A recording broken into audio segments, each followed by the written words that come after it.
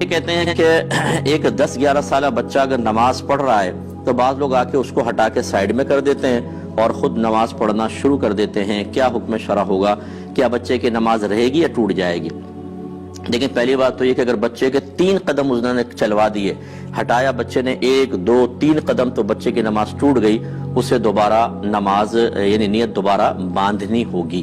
یہ تو ٹوٹنے کا مسئلہ ہو گیا.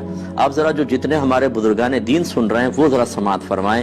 مسئلے ہمیں بالکل پتہ نہیں ہوتے، دین کی ABC ہم نے سیکھی نہیں ہوتی، لیکن یہ 45 سال سے نماز پڑھ رہے ہیں، ان کے سفید داڑھی ہے، یہ صاحب جو ہیں مسجد کے انتظامات میں حصہ لیتے ہیں، تو سب سے بڑے مسجد کے مفتی یہی ہیں.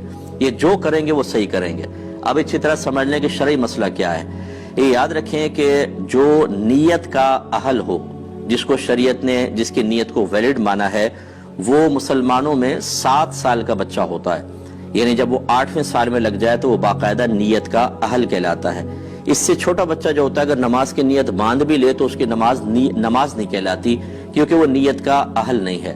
ہاں اگر سمجھدار بچہ ہے 6-6.5 سال کا مثلا اور بڑا بھی لگتا ہے تو ٹھیک ہے، اس کا بھی اعتبار کرنا چاہیے، لیکن عمومی طور پہ نیت کا اہل 7 سال کا بچہ ہوتا ہے، اسی لیے اس کو سمجھدار بچہ کہتے ہیں.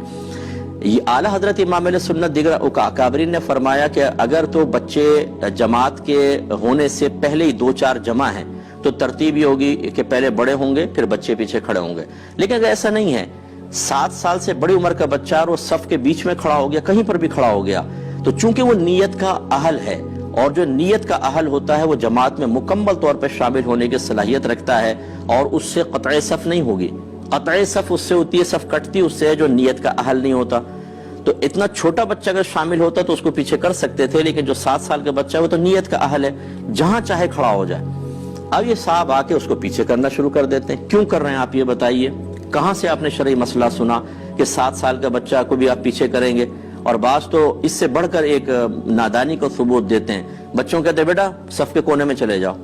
کیوں چلے جائیں؟ اگر وہ صف پہ کھڑے ہونے کے قابل نہیں ہے تو کونے میں بھی صف ہے، وہاں کیوں بھیج رہے ہیں آپ؟ لیکن کچھ پتہ نہیں ہے دین کا، کچھ پتہ نہیں ہے کہ کیا ہے مسئلہ، وہاں چلے جائیں. تو اب 10-11 سال کا بچہ تو یہ بہت بڑی عمر کا بچہ ہوتا ہے، کہاں 7 سال، کہاں 10-11 سال کا بچہ. اسے پیچھے کرنے والا گناہ کبیرہ کا مرتکب ہے، شدید گناہ کبیرہ. اس لیے کہ نبی کریم صلی اللہ علیہ وسلم نے نمازی کے آگے سے گزرنا منع کیا اور فرمایا کہ گزرنے والا جانتا کہ میرے اس گزرنے میں کیا گناہ ہے تو وہ اس قدم کو اٹھانے سے جو اس نے نمازی کے آگے سے گزرنے کے لیے اٹھایا، وہاں پر 40 سال تک کھڑے رہنا پسند کر لیتا، لیکن گناہ نہ کرتا. جہاں قدم اٹھانا، سامنے سے نکلنا گناہ ہو، وہاں آپ یہ کندھے سے پکڑا، آپ نے یہ دھکیل دیا اس کو پیچھے اور خود آ کے کھڑے ہو گئے. یہ اتنا بڑا حرام اور گناہ کبیرہ جو آپ کر رہے ہیں، اس کے کوئی آخرت میں وبال نہیں ہے. لیکن چونکہ آپ کی داڑھی ہے، چونکہ آپ 45 سال سے نمازیں پڑھ رہے ہیں، کیونکہ آپ کے بال سفید ہو گئے ہیں، اس لیے جو چاہے کریں.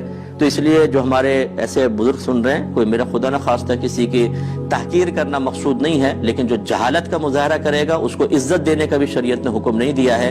ایسے لوگوں کو خدا کا خوف کرنا چاہیے.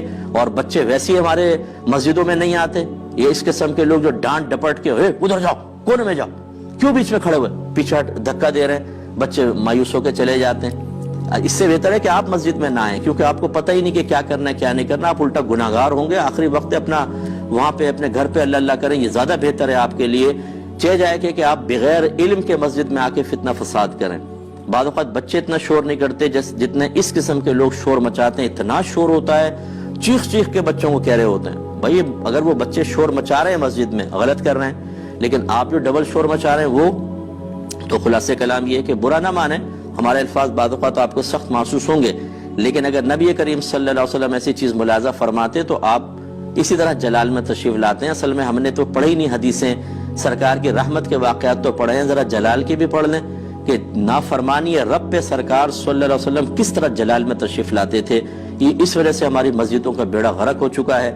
جو لوگ صاحب علم نہیں ہیں وہ ایسے بھی آپ کو ملیں گے کہ اگر کوئی عالم سمجھانے لگے گا وہ اس کے خلاف ہو جائیں گے.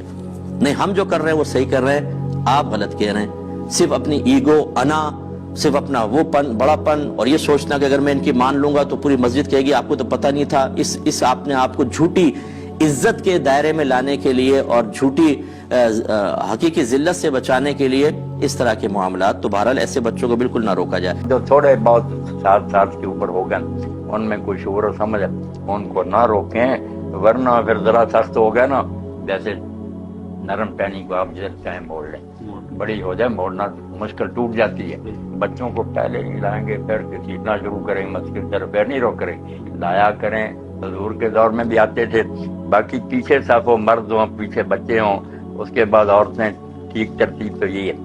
مگر بچوں کے بارے میں دیکھنے میں آیا نا کہ یہ شرارتیں شروع کر دیتے ہیں آپس میں بچے جو ہوتے ہیں، اس لیے چاہیے یہی کہ مرد اپنے اندر ان کو داخل کریں، اور ایک لڑکا پھر کوئی بڑا آدمی ادھر بھی بڑا پھر ادھر، بچوں میں تھوڑا تھوڑا نا فاصلہ کر دیں تاکہ یہ شرارتیں بھی نہ کریں اور مسجد میں آنے کا بھی انہیں نا شوق بڑھ جائے۔